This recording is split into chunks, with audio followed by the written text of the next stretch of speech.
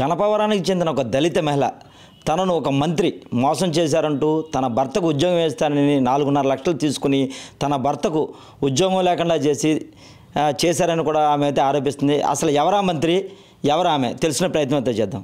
అమ్మ నమస్తే. నమస్తే. మీది ఏ ఊరు, మీకు జరిగిన అన్యాయం ఏంటి, మీరు ఏ మంత్రి చేతిలో మోసపోయారు?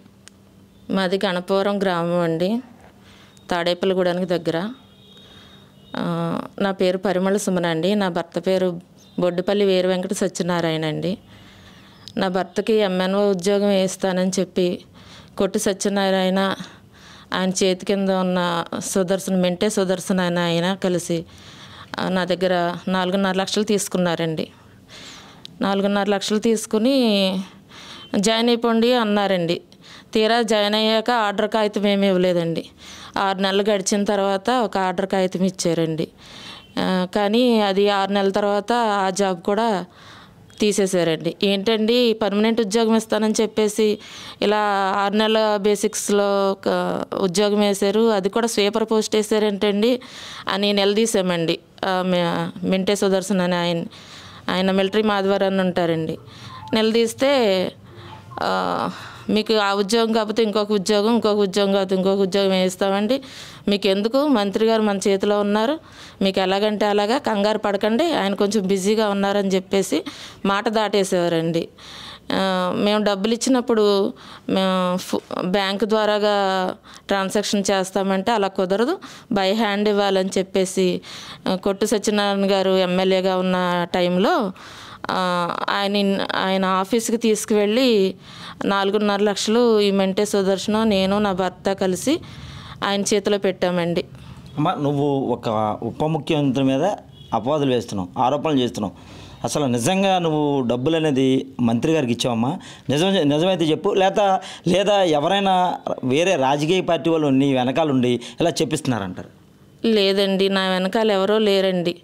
నేను అభాగ్యురాలనండి. నా దగ్గర ఉన్నది లేనిది అంతా ఊడ్చిపెట్టి ఆయనకి ఇచ్చి ఇప్పుడు వాటికి అప్పులు కట్టుకుంటా చాలా నరకయాతన పడుతున్నానండి.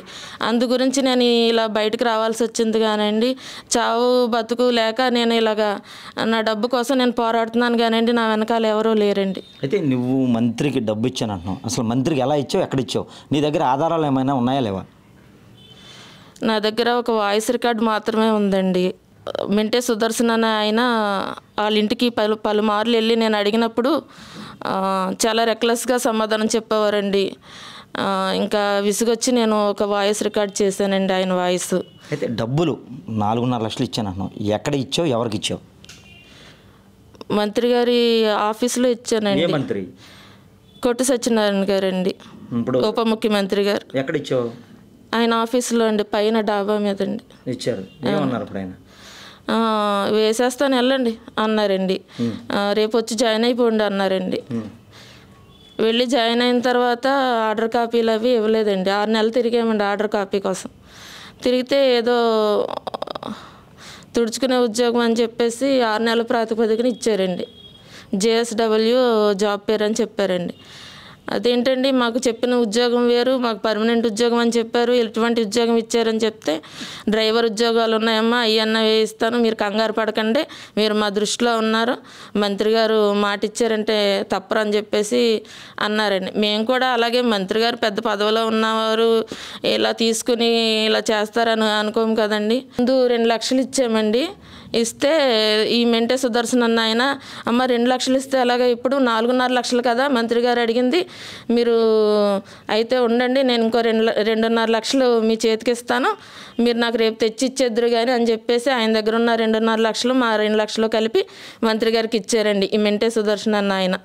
మళ్ళీ మర్నాడు మేము వచ్చి ఈ 2.5 లక్షలు కూడా బంగారం అది తాకట్టు పెట్టి తీసుకొచ్చి ఆయనకి ఇచ్చామండి. అయితే ఈ విషయమై మీరు పోలీస్ ఫిర్యాదు ఏమైనా చేశారమ్మా? పోలీసులకి చేసామండి. మామూలుగా పోలీసులు చేస్తే పట్టించుకోరేమోనని అనుమానంతో పెద్ద ఆయన కదండి, అందుకని స్పందనలో ఇచ్చానండి. స్పందన ద్వారాగా అయితే చాలామంది చెప్పారండి, స్పందన ద్వారాగా అయితే మీకు ఏమైనా న్యాయం జరగచ్చు అన్నారండి. అందుకే స్పందనకి వెళ్ళాను. ఫస్ట్ పట్టించుకోలేదండి, పిలవలేదండి. మళ్ళీ 2వ సారి వెళ్ళానండి స్పందనకి, భీమవరం. వెళ్తే అక్కడ గుడానికి రాశారండి. రాస్తే వాళ్ళు ఇచ్చిన డేట్ కూడా అయిపోయిన తర్వాత కొన్ని రోజులకి సిఐ గారు పిలిచారండి. ఏమన్నా ఉన్నాయమ్మా నీ దగ్గర స్పందనకి ఇచ్చినవి ఉన్నాయి? ఇదిగోండి సార్.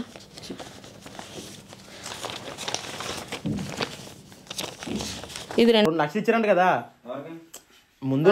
ఫస్ట్ ఆడికి మినిస్టర్ గారి దగ్గరికి వెళ్తా 2 లక్షలు ఇస్తే ఇంకో 2 లక్షల 50,000 మీరు వేసి ఇచ్చారంట కదా. 4,50,000 కండి. అక్కడ ఏం జరిగిందంటే చూసినప్పుడు ఒక్కసారి డబ్బులు ఇచ్చానంటున్నావు కదమ్మా, ఇచ్చిన తర్వాత మంత్రి గారిని కలిసి ప్రయత్నం ఎప్పుడైనా చేసావు నువ్వు? వెళ్ళామండి, చాలాసార్లు వెళ్ళి బయట నుంచున్నామండి. లోన్కి రానిచ్చేవారు కాదండి. మెంటే సుదర్శన్ గారి దగ్గరికి కూడా చాలాసార్లు వెళ్ళామండి. మిలిటరీ మాధవరం వెళ్తే గేటు బయటికి లాగేసి మమ్మల్ని భార్యాభర్తలు ఇద్దరు కూడా నానా బూతులు తిట్టేసి మమ్మల్ని కొట్టారండి.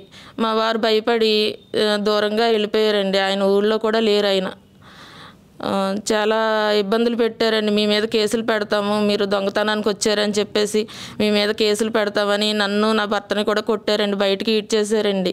ఇంట్లోకి రానివ్వలేదండి, గేట్ బయటికి ఈడ్చేసారండి. నాకు నా భర్తకి న్యాయం చేయమని అడుగుతున్నానండి. దేవాదాయ శాఖలో ఉన్నారు సారు, దేవుడు శాఖలో ఉన్నారు. నాలాంటి పేదరాలకి, నాలాంటి దానికి, అనాథ దానికి అన్యాయం చేయొద్దని అడుగుతున్నానండి. నేనేదైనా అబద్ధం చెప్తే నేనే పోతానండి. మీ దేవుడైనా ఒకటే, నా దేవుడైనా ఒకటే, ఎవరైనా ఒకటేనండి. నా బాధ, నా మనవి ముఖ్యమంత్రి గారు కూడా ఆలకించాలని వేడుకుంటున్నానండి. దళితుల పక్కన ఉంటాడని ముఖ్యమంత్రి గారిని మేము ఎంతగానో నమ్ముతామండి. మమ్మల్ని ఆదుకోమని, నన్ను ఆదుకోమని నేను వేడుకుంటున్నానండి ముఖ్యమంత్రి గారిని. నాకు న్యాయం చేయమని అడుగుతున్నానండి. ఎక్కడికి వెళ్ళినా సరే నేను మోసపోతానే ఉన్నానండి. న్యాయం జరగట్లేదండి. పెద్ద వాళ్ళతో పెట్టుకున్నారని చెప్పి అందరూ నన్ను చాలా బాధ పెడుతున్నారండి.